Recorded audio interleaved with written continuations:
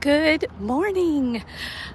Look at me. I'm in beautiful Fort Myers, downtown Fort Myers, Florida. I'm going to go in a beautiful Centennial Park. Man, it's amazing the cleanup that they've done here. If you didn't know it, you wouldn't know that there had just been a hurricane here, ground zero. And man, they've just done an amazing job here. It's how resilient we people are as humans, as a kind. We are resilient and we bounce back. And that's really good news, that God has really hardwired that into us. So never forget that. But I'm going to come over here and just show you. Wow, look at this. And there was a little, almost like a riverboat behind me. Look at this. The boat's back there in the marina. Wow. Okay, so I started the book of 1 Peter this morning and read the first 2 chapters. And I'm calling today Crave to be saved from your cravings. What if you did that? What if instead of feeling like your cravings controlled you and you were a slave to your cravings, you craved to be delivered from them, that you wanted that more and you craved that more than whatever it is your brain, your body, your ego is telling you to crave. Wow, I'm distracted because along here are locks. It's really cool. We've got locks everywhere. I'm sure that means something, but it's very cool. Anyway, so back to, and then I did like a little word study today. Like the words were coming off the page to me, literally, in the letters of the words, and even rearranging things. So the word crave means to desire so badly that you get confused and you think that it's a need. You know, it's that urgent, I have to have it. You think that you have to have it, but it's really a desire. You don't, but it feels that strong. So that crave. And then the word save or salvation, where the word salve also came to me. Salve is a healing ointment or a healing substance. And then, of course, there's that made me think of salvation. And then even in the word salve, if you play with those letters, it's the word slave. Wow, we can be a slave to our cravings, but instead God calls us to be a slave to Him so that you can master your cravings.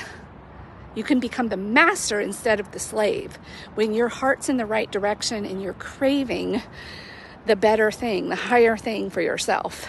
And it's where you focus. Where are you putting your focus? Man, this was a good message for me today. I really need this. Because I give in to my cravings a lot. It's it must be, it's fine, it'll be better, it'll pass, and then the next time it'll be better. If I don't give into it, I'll finally give into it, and then I'm then it can leave me alone. But it's because I'm focusing on it and I'm giving attention to it. What if instead I said, whoa, okay, let me crave salvation more, healing, whatever that is why I'm craving this thing over here that's not good for me. What if I stopped focusing on it? What we resist persists. I want to show you this little sculpture here. How cool is that?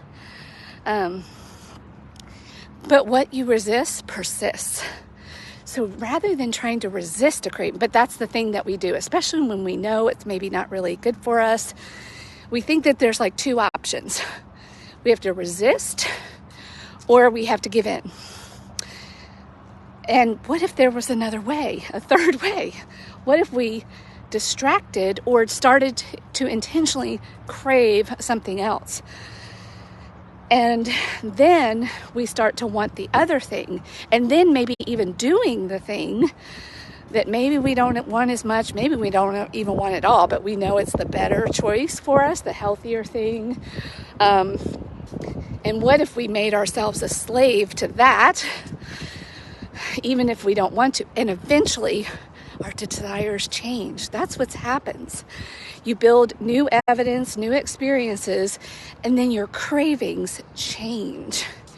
Whenever we give in to our cravings and we keep feeding the chemistry of that, and there's science in this too. It's not just biblical wisdom.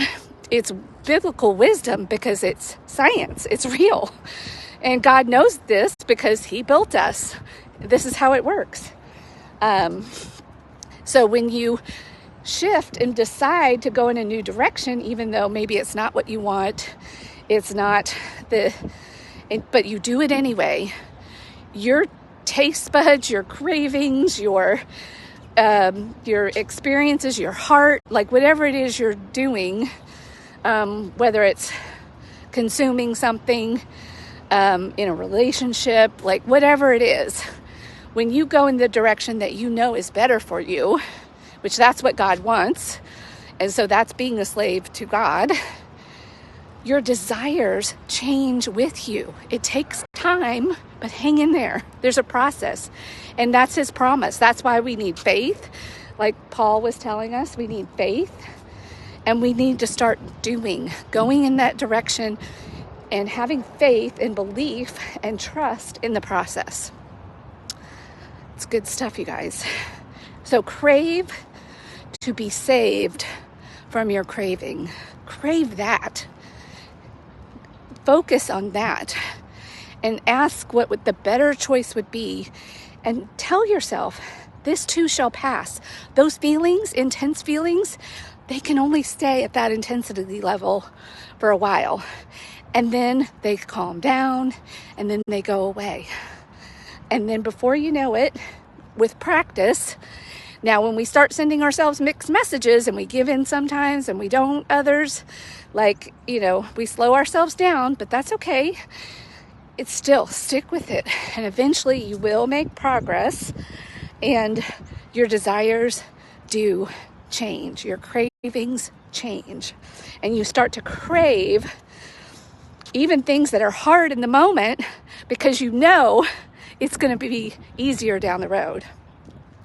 Once you've had a taste of the transformation process and you understand how it works, you'll willingly start entering into it with lots of things, because with each level of new glory and you attain and freedom, the more you become you're self-actualized, and God actualized into the full potential of what a human can be. That's worth craving. All right. Thank you for walking with me and enjoying beautiful Fort Myers. Praying for the rebuilding of this city and its residents and businesses. It certainly is a gorgeous place. All right. See you tomorrow. 2 Peter chapter 3. And maybe 4 tomorrow. All right, bye.